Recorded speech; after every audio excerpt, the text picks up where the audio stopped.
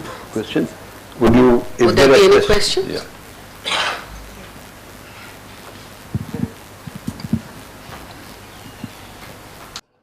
A parody, particularly when you begin reading it, it's absolutely a parody of the character who's Butler. But it's also a little, there's no humor in it. Like you said, there's no humor in Ishiguro. And it's a little disturbing because you don't make parodies of people of that social level. You can laugh at Jeeves, you can laugh at the character in Faulty Towers, but the extent to which this particular person has been, analyzed, and all his weaknesses and his foibles and his self-importance and his pompousness has been analyzed. Sometimes I felt a little uncomfortable that you don't do this to a person of that level. You can make fun of, say, Donald Trump, but you can't make fun of people who vote for Donald Trump. I think that's... Well, I think the pomposity of Stevens in The Remains of the Day is itself the humor, if you can call it humor. It's a kind of quirkish humor, because he comes across as a very inflated person, an egoist, in spite of his social standing or his non-social standing. He's like an inflated balloon, which is, sort of deflated at one point in the book. But that, it is a parody. It's particularly a parody, I think, not so much of like Jeeves, who is a manservant, not a butler in technical terms, but of Betteridge in Wilkie Collins's The Moonstone, which was written very long ago. Wilkie Collins is a contemporary of Dickens. And Betteridge uses the same pompous language, but comes across as a very human person who also introspects. There is very little introspection in Stevens.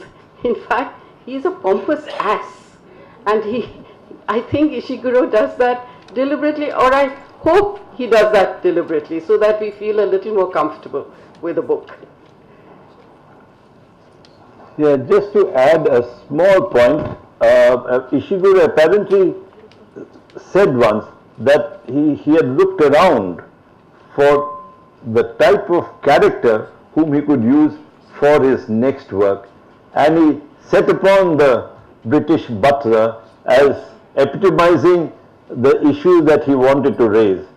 So it is a moot point, it's a parody of what, though I think parody is a very interesting point that you've made, but how far and in what direction, even to us, I suppose it's not that clear.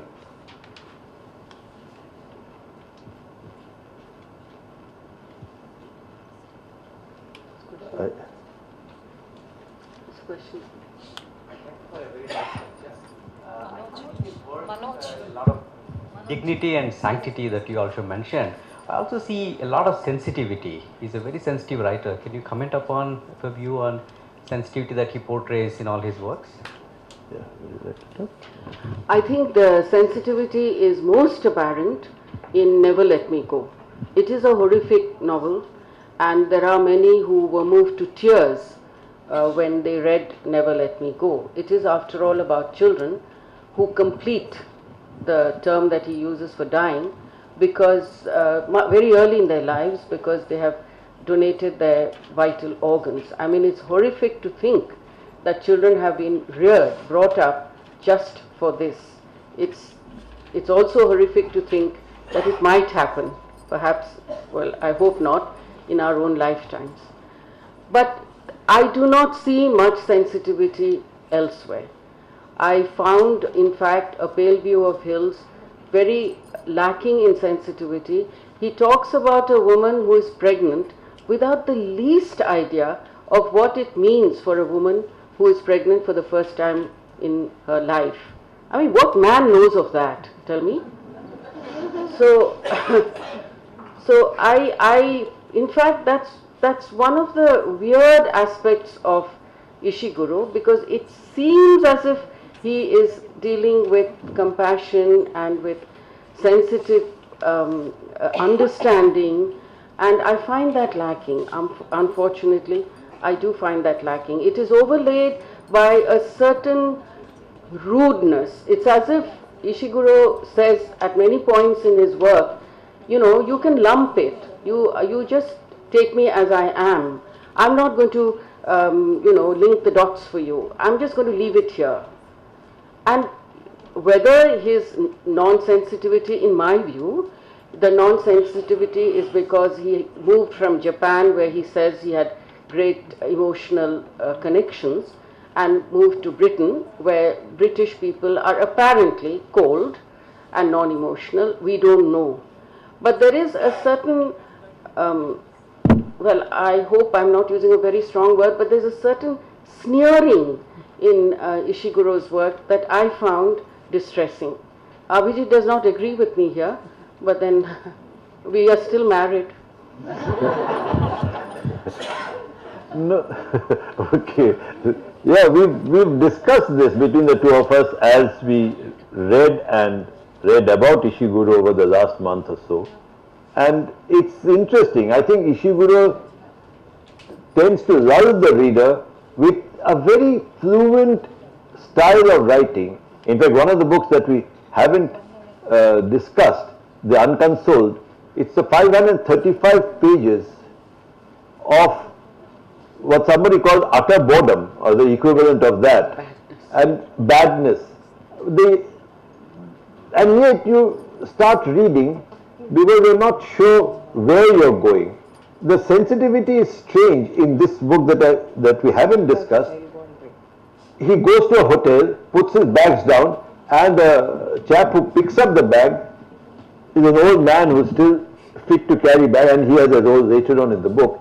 He gives a 3-page discourse on life and things like that, and his capacity to do things. I mean, we're not very sure whether it is sensitive or it is just that, as Pauli said, you lump it, you take it. There is some element of existential writing, some element of, how shall we say, a dreamlike sequence. We are not very sure how it is. I'm not sure whether it is sensitivity or his capacity to make the reader feel that he is sensitive. And yet, I suppose, you know, when we read it, I felt that he doesn't have the Occidental brashness that we talk about among the US GI, let's say, and he is oriented in his ways of looking at things. So perhaps there is much to what you say. I have a question here. Partially have already answered it. Literature is something which is very creative in nature, and what part of the Ishiguro's personal life has influenced in writing this particular novel? Normally, in Kannada, if I have read Kuvempu, Shivarama Karanta, they have got their own style and it is very close to their life, many of them. Now, is there anything which is a personal influence made him to go to such an extent of going for a Nobel laureate? Thank you. Yeah, Ishiguro himself has said that he has not written about his own life. And that's clearly evident because each novel is different from the others. They are all cast in different contexts. The first two are set in Japan, the others are not. One is of a boarding school environment, another is of medieval England. So obviously it's not about his own life. But what perhaps we should ask is how much of Ishiguro's work is reflected on his having been born in Japan, imbibing certain Japanese values, speaking in Japanese, living with Japanese parents, but in England. And so, although he writes in English, we do not think he's ever written in Japanese. His own personal life comes through in glimpses in perhaps the very weirdness of some of his thoughts. In fact, the strange thing is that there is very little of Japan in his other work except for the first two. Although he himself says that he thinks like a Japanese. I'm not quoting him correctly, but he seems to feel that he's more Japanese than British. That is not the way we see his work, at least in India, we don't. And it is also said that writers tend to stay away from their own personal lives because writing about themselves brings a little too much closeness to the material than writers would like. As one writes, one distances oneself from what one is working on. I'll just quote what we've said, but maybe it didn't come through properly. But this is Ishiguro speaking. He says, to some extent, writing a pale view of his and an artist of the floating world was an act of preserving things that would have otherwise faded in my memory. Now, he had a memory of up to the age of 6. So we are not quite sure which direction that memory and what memory, seeing it's Ishiguro's work, what memory of Japan did he have? We are not, it's not very clear. He visited it much later. Yeah, and visited in 1989, first time after that. Sorry. Yeah, I've read 3 of his novels and 2 of them to do with the war, on either side of the war. In Artist of the Floating World, I found the sort of, he deals with 2 generations, one of his Ono's own generation, the other his children, and the ethical issue of whether the one supported, the other are looking forward to a new world in a way, the new younger generation, they're looking for a new Japan. And did you get the feeling Ono really was apologetic, or he was in a way sort of, looks like he had to do it for the sake of his daughter's alliance, rather than the older generation? I felt they never were apologetic. They supported the king in the war, and that's how I felt it remained. Did you feel that way? Or? Yes, in fact, Ono's, you remember that bit where a composer who had composed war poems then commits suicide for honor. There is that bit also, and Ono's own daughter, older daughter, asks him about it and wonders whether he too thinks that he ought to commit suicide as an act of honor because he had made a poor judgment about the war. Yes, Ono seems somebody whose self-preservation instinct is very high, and he seems to understand that he needs to do something strategically correct in order that his younger daughter does get married, because her first marriage alliance breaks, and it might have broken because of Ono's position during the war. There is also the third generation that comes in Ono's grandson, and the grandson is full of Humphrey Bogart and comic films and things like that. So he has moved very much away from Japan and the Japanese culture, except not so strangely, except for thinking low of women. That the grandson seems to agree with his grandfather.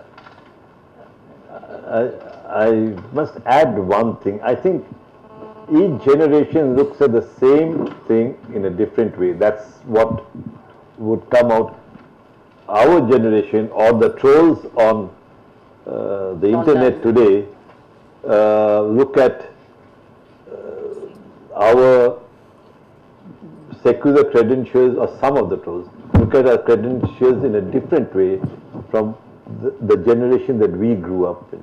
So each generation has its own way of looking at the same fact or the same historical activity at a point of time. And I think he is looking at that. That is one of the points that Ishiguro tries to delve into.